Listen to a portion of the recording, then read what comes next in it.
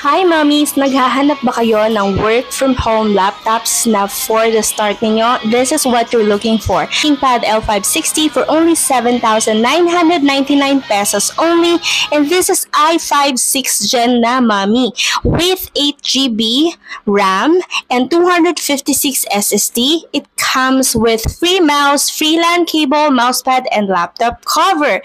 In terms of the screen size, it's 15.6 inches, HD screen na siya, Wi-Fi and Bluetooth ready with camera. Although the camera isn't really that HD, but for the price, why not? I mean, pwede naman tayo maglagay dahil meron siyang USB port sa gilid na dalawa, meron na siyang CD-RAM, at saka meron siyang LAN port. So this is really good for work from home mommies and daddies. Here I am trying to look at the hardware, although meron talaga siyang obvious sign of usage, but I feel like this is still a premium for 7,999 pesos because my God, it's actually i5 and sobrang mahal ng i5 laptop ngayon. Anyways, it comes with the charger na rin, so you don't have to worry about that. Anyways, now here I am going to try and opening this to really legit check kung talagang yung system operation niya is i5 6th Gen. Here I am. Booting it up, wala naman akong na-experience sa delay, and so far, I approve this. And here I am trying to actually see sa system kung talagang i5 6th Gen siya, 8GB at 256 SSD.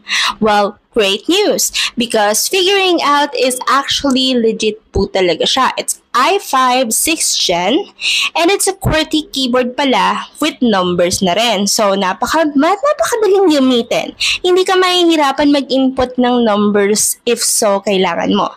And also testing out the browsing, wala siyang lag. In terms of definition, high definition is good. And also the sound is so loud. Good na good siya. So if you would ask me, yes, this is a good buy for only 7,999 pesos. I put it on the yellow basket or on the link of this video para makabili na kayo ng sa inyo, and hurry up kasi napaka-limited lang ng stocks nito. And mommies, if kailangan nyo ng more details about this, you can always comment on the section below and I'll be glad to help you out.